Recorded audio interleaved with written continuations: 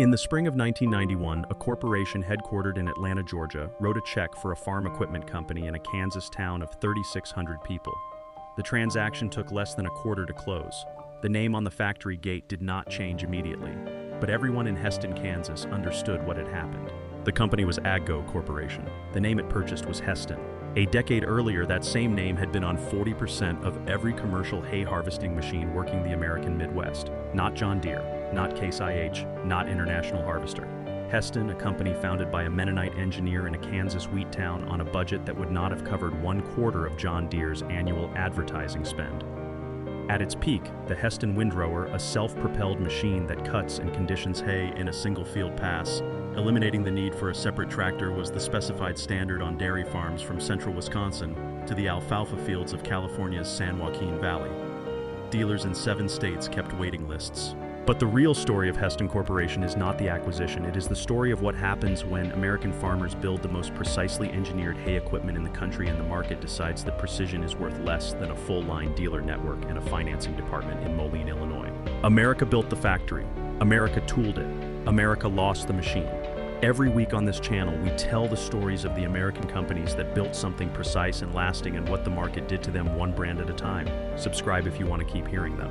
This story begins not in a corporate boardroom and not in a foreign competitor's engineering department. It begins in Hesston, Kansas in 1947, in a machine shed with a handful of men who knew exactly what the American farm needed because they were farming it themselves. Harvey County, Kansas sits in the geographic center of the American Great Plains flat, wind-scoured and productive in a way that requires no drama to describe. The land grows winter wheat, alfalfa, and milo. It has been doing so since the first Mennonite settlers arrived from Russia in the 1870s, carrying hard red winter wheat seed in their coat pockets and a religious conviction that careful stewardship of land was not a virtue, but an obligation. By 1947, their descendants were still farming that same ground, and they were still waiting for someone to build them a machine that worked the way their land demanded. Lyle Yost was 31 years old that year. He was a machinist by training, a farmer by heritage, and a Mennonite by faith, a combination that produced in the specific culture of South Central Kansas a particular kind of engineer, one who measured twice, built once, and considered unnecessary complexity a moral failing as much as a mechanical one. Yost had grown up watching the hay harvest consume more labor than any other operation on the family farm. Cutting was one pass, raking was another. Conditioning, crushing the stems to accelerate drying, was a third. 3 separate operations, 3 separate machines, 3 separate days of weather exposure for a crop that lost feed value every hour it lay in the field after cutting. The inefficiency was not invisible to other equipment manufacturers. It had simply not been profitable enough in the calculus of Moline and Racine to solve. Yost founded Hesston Manufacturing Company in 1947 with a small group of local investors, most of them farmers. Most of them from the same tight-knit Mennonite community that had built Harvey County's agricultural economy from bare prairie. The first facility was a converted farm building on the north edge of town. Capital was limited, ambition was not. The first products were modest, a hydraulic power unit and a grain platform attachment for combines already in farmers' fields. They were not revolutionary. They were useful, which in the equipment business is a more durable quality. Farmers in Harvey County bought them because they worked and because when something broke, Lyle Yost was 20 minutes away and answered the phone. That proximity, that accountability was the first version of what would become Hesston's most durable competitive advantage. The defining product arrived in the early 1960s. Hesston introduced the Model 30 Haybine, a pull-type mower conditioner that combined cutting and stem conditioning into a single-field operation. The Haybine, a contraction of hay and combine that the company trademarked and that eventually passed into generic use across the American farm equipment industry, worked on a principle that any dairy farmer understood immediately. A hay stem cut and left round and intact dries slowly. The same stem crushed between 2 rubber conditioning rolls immediately after cutting dries in roughly half the time. The difference between 3 days of field drying and 1.5 days is in the arithmetic of American hay farming, the difference between 1 cutting lost to afternoon thunderstorms and 3 cuttings banked clean before the first frost. The Model 30 carried a list price of approximately $1,400 in 1962, roughly $14,000 in today's money. For a dairy operation running 40 to 60 milk cows in Wisconsin or Minnesota, that was less than 2 months of milk revenue. The payback calculation took most farmers about 30 seconds. Hesston sold through a growing network of independent farm equipment dealers across the central and northern Midwest, the same dealers who had been selling International Harvester mowers and John Deere rakes to the same customers for a generation. and who recognized immediately that the haybine was not a competitive product. It was a new category. Successful Farming ran its first evaluation of the Hesston haybine in 1963, giving the machine favorable marks for conditioning uniformity and field capacity. Farm Journal followed with a reader survey that placed Hesston among the top 3 brands for operator satisfaction in the hay and forage equipment category A, ranking it would hold for the next 15 years. The Kansas State University Agricultural Extension Service included the Hesston haybine in its recommended equipment lists for dairy and beef operations across the Central Plains by 1965. At its founding, Hesston Manufacturing employed 11 people. By 1965, that number had grown to more than 300. The factory on the north edge of Hesston had expanded twice. A second building had been added for final assembly. The parking lot that had once held a dozen pickup trucks held several hundred. Harvey County had not seen an employer grow that fast since the grain elevators went up at the turn of the century. The people of Hesston, Kansas did not use the word boom. They used the word steady. In their tradition, steady was the higher compliment. What the company was building quietly in a Kansas town that did not appear on most American road maps was not simply a product line. It was a reputation built on the specific functional trust of farmers who worked the same ground every year, who remembered exactly what a machine had cost them and what it had returned, and who told their neighbors the truth about both. That reputation was about to become something larger, because Lyle Yost's engineers had not stopped at the haybine. They were already working on the machine that would put Hesston on the floor of every major farm equipment show in America and on the specified equipment list of every serious commercial hay operation from Kansas to California. The self-propelled windrower was not a new idea in 1966. Several manufacturers had attempted versions of it through the 1950s. The concept was straightforward: a machine that moved under its own power, cutting and laying hay into a windrow, a long, continuous ridge of cut material without requiring a tractor to pull it. The execution in every previous attempt had been the problem. The machines were either too heavy for the crop conditions they were meant to work in, too slow for the field capacities commercial operators demanded, or too mechanically complex for the independent farm dealer network to service without factory support on every call. Hesston's engineering team, working out of the expanded facility in Harvey County, approached the problem the way Lyle Yost had approached every engineering problem since 1947, from the field inward, not from the drafting table outward. They spent 2 years observing commercial hay operations across Kansas, Nebraska, and the San Joaquin Valley before committing to a final design. What they documented was specific. Commercial hay contractors, the operators who cut hay on contract for multiple landowners running equipment 10 and 12 hours a day through the season, needed a machine that could cover ground at a rate no pull-type implement could match in field conditions that ranged from flat irrigated alfalfa in California to rolling native grass in the Kansas Flint Hills. The Hesston 120 self-propelled windrower, introduced in 1966, answered that specification with unusual precision. It was a purpose-built front-mounted cutting machine on a self-propelled frame, meaning the operator sat at the rear of the machine, driving forward into the standing crop with full visibility of the cutting platform ahead. The cutting width was 12 feet. The conditioning system used rubber rolls, 2 counter-rotating cylinders that crushed the cut stems immediately after harvest, accelerating moisture loss without shredding the leaf material where the feed value of the crop was concentrated. The machine weighed approximately 600-800 pounds fully equipped, and it could cover 12 to 14 acres per hour in a standing alfalfa crop, 3 times the field capacity of the best pull-type equipment available at the same price point. That price point was $8,400 at the 1966 list price, approximately $78,000 in today's money. The closest competitive alternative, a pull-type mower conditioner and separate windrower combination requiring a 100-horsepower tractor, cost roughly $6,200 in equipment alone before calculating the tractor hour cost. The Hesston machine cost more on the invoice. It cost less by the acre. Commercial hay contractors understood that arithmetic without being shown a spreadsheet. The distribution breakthrough came at the 1967 National Farm Machinery Show in Louisville, Kentucky, the American farm equipment industry's largest annual indoor exhibition, where dealers from across the country placed orders and manufacturers measured their competitive position against every other line on the floor. Hesston's booth drew the kind of traffic that equipment companies spend decades trying to generate. Dealers who had been carrying International Harvester and New Holland lines for 20 years signed Hesston distribution agreements before the show closed. By the end of 1967, Hesston had added distribution in 14 states. The following year, that number reached 31.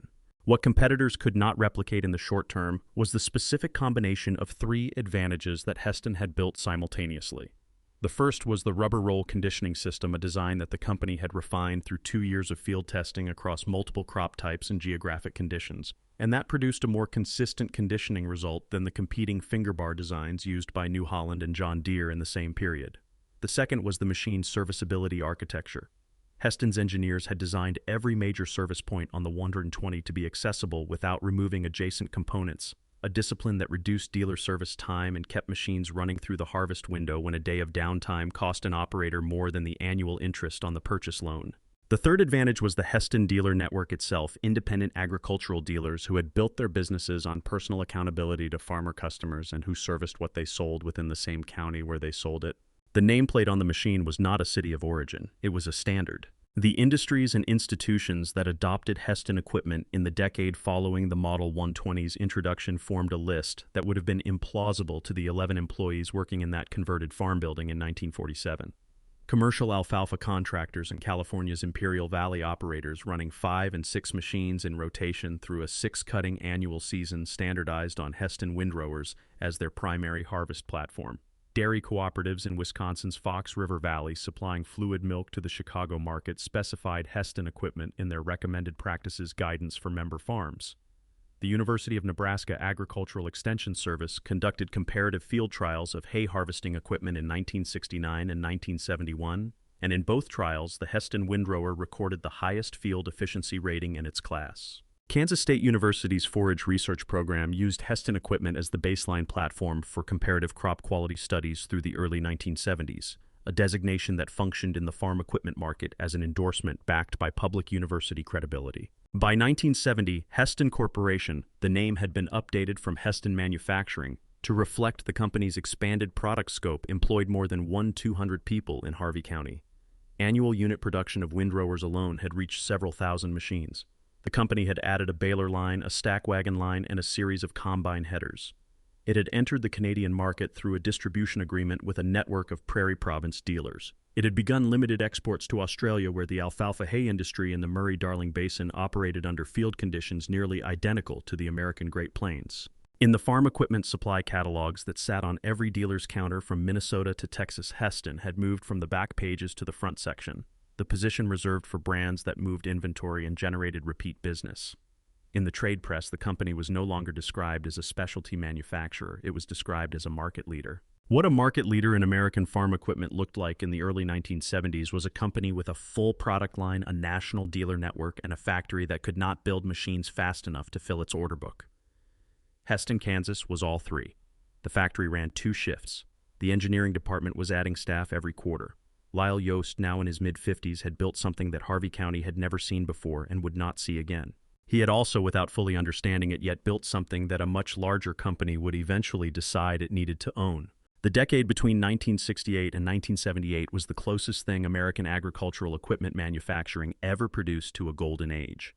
Federal price supports kept commodity prices stable enough for farm investment. The rural credit system, built on federal land bank loans and production credit association financing, was still functioning as designed, moving capital from government-backed lenders into equipment purchases at rates that made a new windrower a rational business decision for operators of almost any scale. The American dairy herd was expanding. Beef cattle numbers on the Great Plains were at historic highs, and the demand for high-quality hay, alfalfa, Timothy orchard grass, native prairie mix was rising faster than the existing equipment base could harvest it. Hesston Corporation was positioned at the exact center of that demand curve. By 1972, the company's product line had expanded beyond the windrower and haybind that had established its reputation.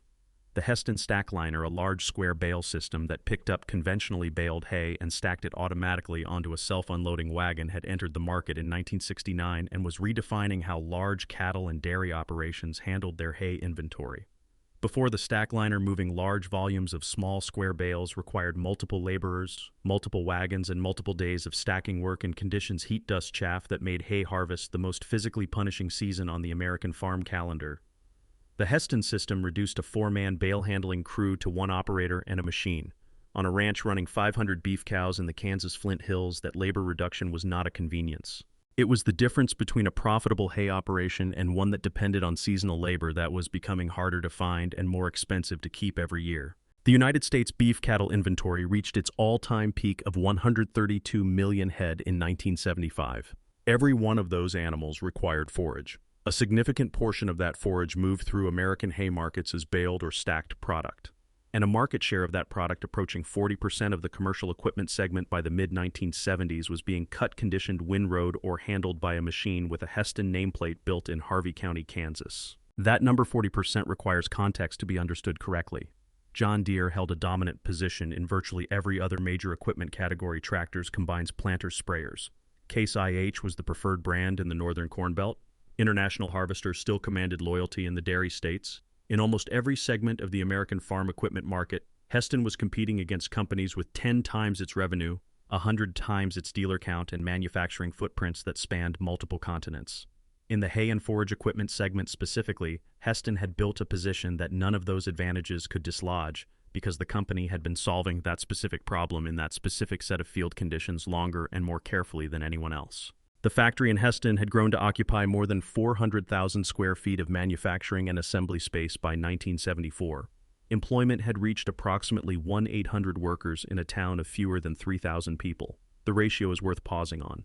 Nearly every family in Hesston, Kansas had at least one member working at the factory or knew someone who did or supplied a service that the factory's workforce sustained. The company was not merely the largest employer in Harvey County. It was in a direct and measurable sense the economic infrastructure of the community that shared its name. The Hesston engineering department in this period was operating at a pace that would have been difficult to sustain indefinitely, but that produced in the space of roughly 8 years a product development record that most equipment companies do not achieve in a generation. The haybine line had been expanded to multiple cutting widths and tractor horsepower ranges. The windrower had been updated through 3 successive model generations, each incorporating field-documented improvements to conditioning uniformity, header flotation, the system that allows the cutting platform to follow ground contour without scalping, and operator comfort in the enclosed cab that Hesston introduced on its self-propelled machines earlier than most competitors. The baler line had been extended. A combine header program was underway. And then came the machine that more than any other single product defined what Hesston Corporation was capable of at its engineering peak. The Hesston 6450 self-propelled windrower introduced in 1974 was not an incremental improvement on the Model 120 that had launched the product line 8 years earlier. It was a reconception of what a commercial hay harvesting machine could be. The 6450 carried a turbocharged diesel engine producing 110 horsepower, enough to drive a 16-foot cutting platform at full ground speed through the heaviest standing alfalfa crop in the San Joaquin Valley without losing conditioning roll pressure or windrow formation quality.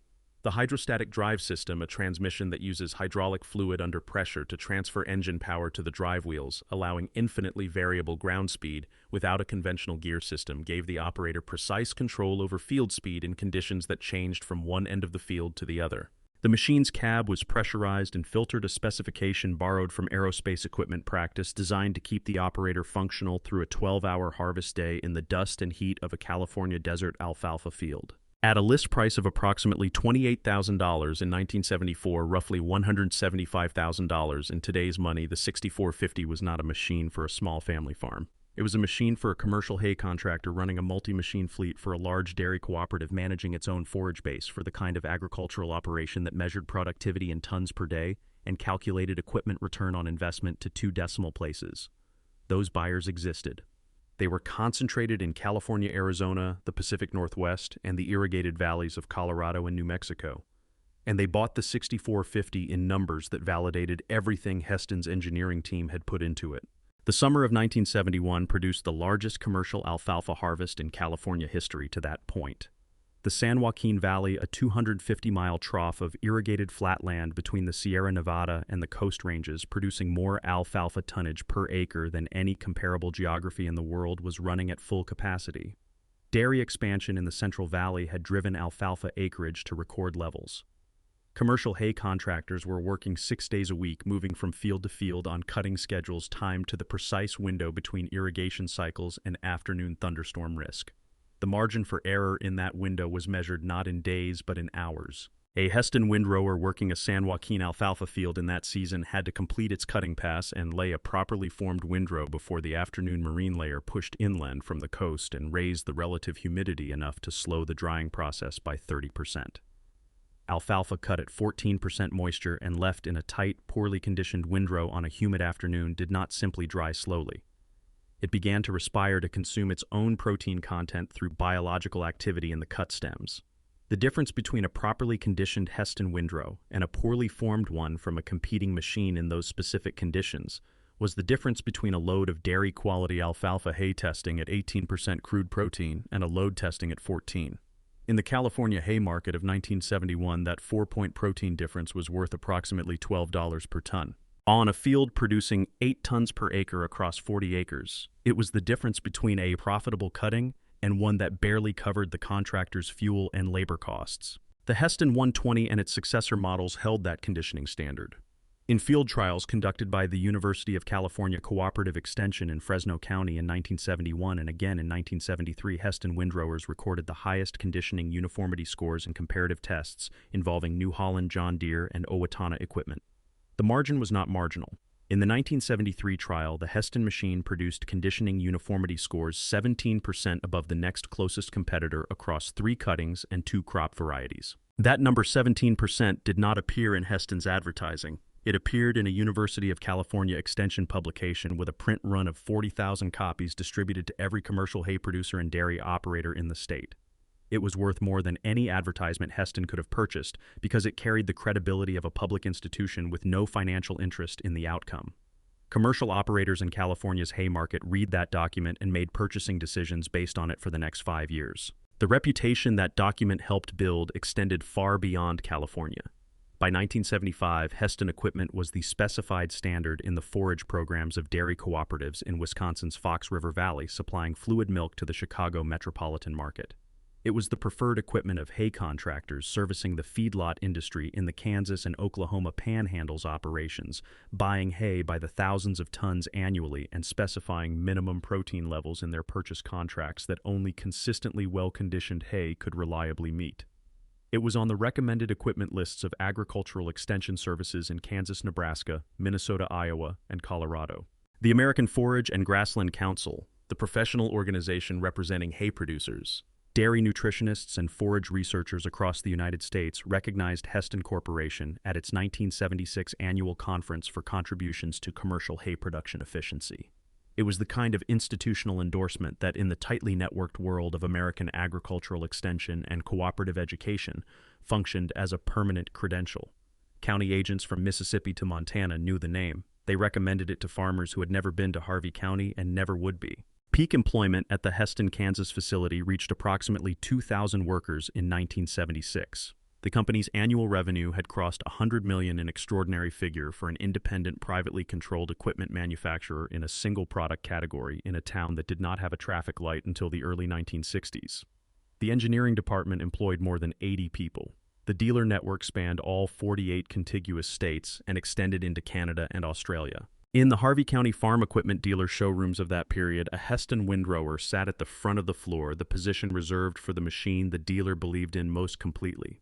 Not because Hesston paid for the placement, because the machine sold itself to anyone who understood what it did, and because the dealers who carried it had heard enough from enough farmers about what happened in the field when the Hesston held its conditioning standard and everything else did not. Lyle Yost, in an interview with Implement and Tractor magazine in 1975, described the company's engineering philosophy in a single sentence that the publication used as its pull quote: "We build for the man who uses the machine every day, not for the man who buys it once." It was not a marketing statement. It was a description of how every design decision at Hesston had been made since 1947, from the serviceability architecture of the Model 120 to the pressurized cab of the 6450, from the rubber conditioning rolls that survived a full season without replacement to the hydraulic systems designed to be bled and serviced with tools a farm shop already had on the wall. That philosophy had built a company worth owning. And in 1977, someone with the resources to act on that assessment decided to own it. The sale was announced quietly. In the farm equipment trade press, it occupied a single column in the industry news section of Implement and Tractor. Not the front page, not an editorial, not the kind of coverage that signals a seismic event. Fiat Agri, the agricultural equipment division of Italy's Fiat industrial conglomerate, acquired Hesston Corporation in 1977.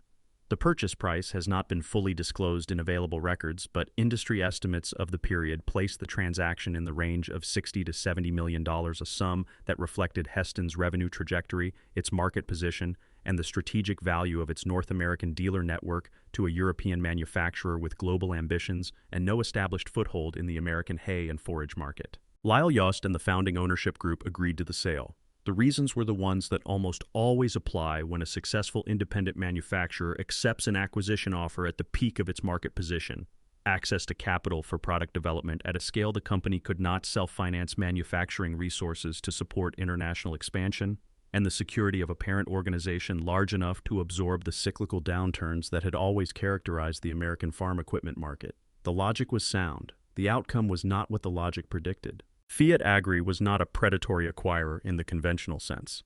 It did not immediately dismantle the Hesston operation or redirect its engineering resources to Italian facilities. In the first years following the acquisition, the Hesston, Kansas plant continued to operate largely as it had before: same workforce, same engineering team, same dealer relationships, same product development cadence. The Hesston nameplate remained on the machines. The machines remained American in design and manufacture. To the farmer buying a Hesston windrower in 1979, nothing visible had changed. What had changed was invisible, and it accumulated slowly. Engineering decisions that had previously been made in Harvey County began to require approval from Fiat Agri's management structure in Turin. Capital allocation for new product development entered a prioritization process that balanced Hesston's requirements against those of Fiat Agri's European product lines that served different markets, different crop types, different field conditions, and different dealer expectations than the American Great Plains operations that Hesston had been built to serve. The Kansas engineering team, which had operated for 30 years on the principle that product decisions should be made by people who understood American field conditions from direct experience, found itself increasingly in the position of advocating for American market requirements to managers who understood the American market primarily as a revenue line in a global portfolio. This is not a story about malice. It is a story about organizational gravity. Large conglomerates do not set out to destroy the companies they acquire. They set out to integrate them, to capture efficiencies, to eliminate redundancies, to align product development with global strategy. The integration process applied to a company whose competitive advantage was rooted in the specific local field-tested engineering culture of a Kansas town produced results that the integration architects had not fully anticipated and that the Hesston engineering team had seen coming from the first quarterly review meeting in Turin. The second force arrived not from Italy but from the American land itself.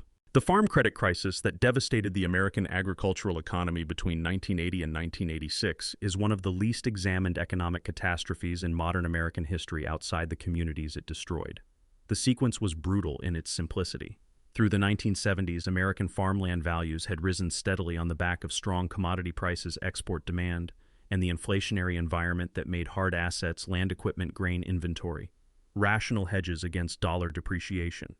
Farmers and farm lenders had both extrapolated that trajectory forward. Land was purchased at prices that assumed continued appreciation. Equipment was financed at terms that assumed continued commodity income. Federal Land Bank appraisers had approved loan values based on land assessments that by 1981 had become disconnected from any realistic income projection. Then the Federal Reserve raised the prime rate to 20% to break inflation. Export demand collapsed when the strong dollar made American grain uncompetitive in world markets. Commodity prices fell 40% in 3 years. American farmland values, which had peaked at an average of $823 per acre in 1981, fell to $599 per acre by 1986, a 30% decline that turned the collateral underlying hundreds of billions of dollars in agricultural loans into assets worth less than the debt they secured. The human consequences across the American Farm Belt were severe and specific. In Harvey County, Kansas, Hesston's home county farm foreclosures between 1982 and 1986 ran at rates not seen since the 1930s. Farmers who had taken on debt to expand operations during the 1970s found themselves with land worth less than their mortgages, commodity income insufficient to service their loans, and equipment they could not sell because every other farmer in the county was trying to sell equipment at the same time. The used equipment market collapsed under the weight of forced liquidations. The new equipment market collapsed along with it. For Hesston Corporation, the farm credit crisis was not a temporary demand disruption. It was a structural destruction of the buyer ecosystem that had sustained the company's growth for 30 years. The independent farm equipment dealers who carried the Hesston line dealers, whose own financial health depended on floor plan financing from manufacturers and from regional agricultural banks, began to fail in significant numbers. A dealer that had been placing annual orders for 15 to 20 Hesston windrowers placed an order for 4 in 1983, then 2 in 1984, then none because the dealer had closed. The American farm equipment market contracted by nearly 50% between 1979 and 1986 in unit terms. Every manufacturer in the industry suffered. John Deere posted its first annual loss in decades. International Harvester sold its agricultural equipment division to Tenneco, the parent of J.I. Case, in 1984, a transaction that ended one of the oldest names in American farm equipment history. Allis-Chalmers, whose agricultural equipment division had been a Midwest institution since the 19th century, sold its farm equipment operations to a German consortium in 1985 and exited the business entirely. Hesston, operating as a subsidiary of Fiat Agri, survived the crisis years with the support of its Italian parent's balance sheet. But survival is not the same as preservation. The workforce in Harvey County contracted, product development slowed. The engineering department that had employed more than 80 people at the company's peak was reduced to a fraction of that number.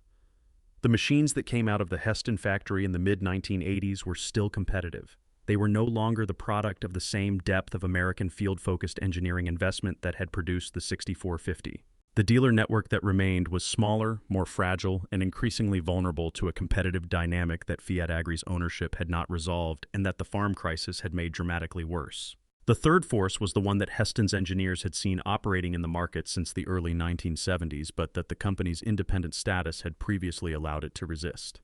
John Deere and Case IH, the two dominant full-line equipment manufacturers in the American farm market, had been systematically using their dealer network agreements to consolidate their positions in every equipment category, including hay and forage. The mechanism was straightforward and, from a competitive standpoint, nearly impossible to counter at Hesston's scale. A full-line dealer agreement with John Deere or Case IH came with volume commitments, floor plan, financing parts, inventory support, and cooperative advertising funding that an independent specialty manufacturer could not match. In exchange, those agreements carried exclusivity expectations not always written explicitly into the contract but understood clearly by every dealer who signed one. A dealer who carried Hesston windrowers alongside a John Deere full line was a dealer whose John Deere territory representative visited quarterly and whose annual review noted the presence of competitive hay equipment on the floor. The message was never delivered as a threat. It did not need to be. The dealers understood the economics of their own situation better than any manufacturer's representative needed to explain them. Through the late 1970s and into the 1980s, Hesston lost dealer representation not because farmers stopped wanting Hesston equipment, but because dealers stopped being able to afford the competitive cost of carrying it. The full-line manufacturers had not beaten Hesston's product. They had made it economically irrational for the dealers who connected the product to the farmer to keep it in their lineup. Fiat Agri understood this problem. Its response was to pursue a solution that made strategic sense from a global portfolio perspective and that accelerated rather than reversed Hesston's displacement from the American market's retail infrastructure. In 1983, Fiat Agri formalized a marketing arrangement that began co-branding Hesston equipment with the Fiat Agri name in certain markets and redirecting some product development toward specifications driven by European rather than North American operating requirements. The machines that resulted were competent. They were not the product of 30 years of Harvey County field engineering. American dealers and American farmers noticed the difference, and the trade press recorded their assessment without editorial embellishment. By 1988, Hesston's share of the American commercial hay equipment market had fallen from its mid-1970s peak of approximately 40% to somewhere between 15 and 20%, depending on the product category. The windrower line that had defined the company's reputation was still in production. It was no longer the specified standard. New Holland itself, now a Fiat subsidiary, a fact that created an internal competition within the Fiat Agri portfolio that was never fully rationalized, had captured significant windrower market share with product designs that benefited from the same Italian parent's engineering resources. John Deere's hay and forage line, backed by the full weight of the company's dealer network and parts infrastructure, had moved into the market positions that Hesston had vacated as its dealer count declined. The final chapter arrived in 1991. AGCO Corporation had been formed in 1990 through a management buyout of Deutz Alles, the American agricultural equipment operations that Allis-Chalmers had sold to the German Klockner-Humboldt-Deutz Group in 1985. AGCO's founding strategy was explicit and, in the context of the American farm equipment market's post-crisis consolidation rationale: acquire distressed or undervalued agricultural equipment brands, combine them under a single distribution and parts infrastructure, and compete against John Deere and Case IH, not with a single brand, but with a portfolio of brands serving different market segments and different dealer relationships. Hesston fit that strategy precisely. Fiat Agri, managing a global portfolio that included New Holland Ford, agricultural equipment, and its own Fiat Agri-branded products, had reached the point where the Hesston operation represented a complication rather than a core asset. The American hay and forage market was important, but not large enough in Fiat's global arithmetic to justify maintaining a separate American engineering and manufacturing identity for a brand that overlapped with New Holland's product development in the same parent company. The decision to sell was a portfolio rationalization. The buyer was willing, the price was negotiable, and the transaction closed in 1991. AGCO paid approximately $80 million for Hesston Corporation, a price that reflected the brand's residual market recognition, its dealer relationships, and its product tooling, rather than the kind of premium that an independent company at the peak of its market position might have commanded. The Hesston, Kansas factory remained in operation after the acquisition. AGCO had no interest in closing a facility whose workforce and tooling represented a tangible manufacturing asset. But the nature of that operation changed in ways that the community felt immediately, and that the trade press documented without sentimentality. Engineering authority for the Hesston product line moved to AGCO's centralized product development structure. The Kansas engineering team, already reduced from its peak, contracted further. New product development for the Hesston brand was now conducted within a multi-brand portfolio framework that balanced Hesston's requirements against those of AGCO's other brands, Gleaner, White, Massey, Ferguson, and eventually a roster that would grow to include virtually every mid-tier American and European agricultural equipment name that the consolidation wave of the 1980s and 1990s had made available for acquisition. The Hesston nameplate remained. It appeared on machines that were increasingly designed in engineering centers far from Harvey County and manufactured in facilities that included plants in Berganzi, Italy, the former Fiat Agri facility that had become the production home of much of what AGCO sold under multiple brand names in the American market.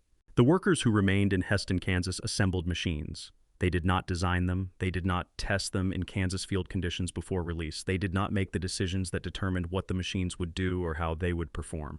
Those decisions were made elsewhere by people working within a global portfolio logic that Harvey County, Kansas was no longer large enough to influence. The last model generation of Hesston windrowers, developed with significant Kansas engineering input, left the Hesston facility in the early 1990s. The engineering department was reduced to a maintenance function. The workforce fell below 500. The parking lot that had held 2,000 workers' trucks in 1976 held fewer than a quarter of that number. The name remained on the machines. The company that had built them, the specific field-tested Harvey County engineering culture that Lyle Yost had assembled from a converted farm building and 11 employees in 1947, did not. The name Hesston still exists. AGCO Corporation uses it today as a brand designation on a line of hay and forage equipment sold through its North American dealer network. The machines bearing that name are designed within AGCO's global product development structure and manufactured at facilities that include the company's plant in Berganzi, Italy, the former Fiat Agri facility that has been producing agricultural equipment for the European and American markets since before Hesston Corporation was acquired. The orange and red color scheme that Hesston established in the 1960s has been retained. The Harvey County engineering culture that determined what went inside the machines has not.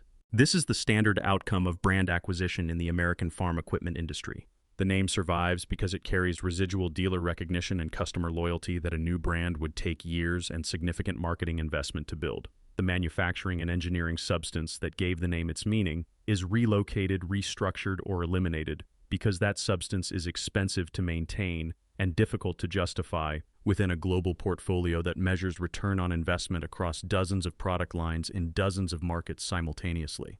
The name becomes a label. The label retains value as long as the customers who remember what it meant are still buying equipment. Those customers are aging. They know the difference. The secondary market for original Hesston equipment in the United States remains active in ways that reflect the machine's engineering quality rather than mere collector sentiment. On Purple Wave, the online auction platform specializing in agricultural equipment across the American Great Plains and Midwest, Hesston windrowers and haybines from the 1970s and early 1980s appear regularly in estate and retirement sales. A Hesston 6450 self-propelled windrower in functional condition sold at a Purple Wave auction in Kansas in 2022 for $8,400, the same nominal dollar figure as the original list price of the Model 120 that launched the product line in 1966, and a sum that reflects not nostalgia but the specific functional value of a machine that a farm shop mechanic can service with standard tools whose rubber conditioning rolls are still available through independent agricultural parts suppliers, and whose hydrostatic drive system was designed with a serviceability philosophy that the engineers who succeeded Hesston's original team did not always replicate. On Ag Talk and the Combine Forum, the online communities where American farmers and equipment operators discuss machinery with the specificity and institutional memory that the agricultural trade press once provided in print threads about Hesston equipment run long and are updated regularly. The discussions are not nostalgic, they are technical. A thread about rebuilding the conditioning rolls on a Hesston 1090 haybine will accumulate 40 responses from operators in Kansas, Wisconsin, Minnesota, and Alberta, each contributing specific part numbers, supplier contacts, and field observations accumulated over decades of running the same machine in the same conditions. The knowledge that Hesston's engineering team embedded in those machines has been distributed across the community of people who use them, and it persists there with a fidelity that no corporate restructuring has been able to diminish. The American Precision Museum in Windsor, Vermont, the institutional home of American precision manufacturing heritage, does not hold Hesston equipment in its collection. Agricultural machinery and precision machine tools occupy different categories in the American industrial memory.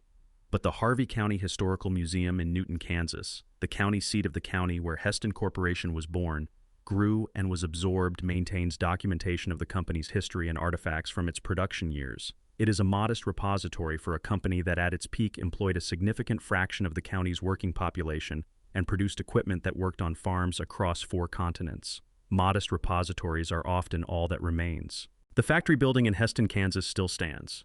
AGCO maintains a manufacturing presence there smaller than at any point in the company's independent history, oriented toward assembly operations rather than the full manufacturing cycle that the facility once supported. The town of Hesston has a population today of approximately 3,800 people, slightly larger than it was when AGCO completed its acquisition in 1991, sustained by a community college, a residential care facility, and the residual economic activity of a manufacturing operation that employs a fraction of what the factory once did. The water tower still reads Hesston. The streets named for the company's founders are still there. The institutional memory of what was built in that town and what was taken from it is carried by the generation now in their 70s and 80s, who worked the factory floor when the parking lot was full. Here is the detail that reframes the entire arc of this story. In the summer of 2019, a patent examiner at the European Patent Office in Munich processed a technical filing from a Danish agricultural equipment manufacturer, a company producing hay and forage machinery for the Northern European market.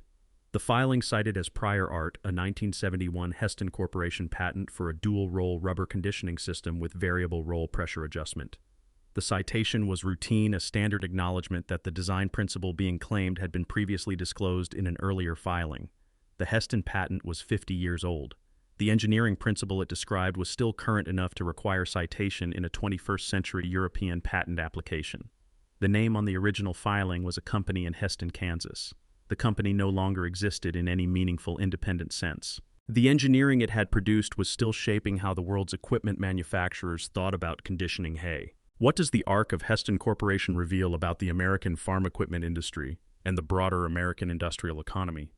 It reveals that competitive advantage built on deep field-tested customer-proximate engineering is real, durable, and transferable to the acquiring company, to the competitor who studies the patents, to the industry that absorbs the engineering culture through the dispersal of the people who carried it.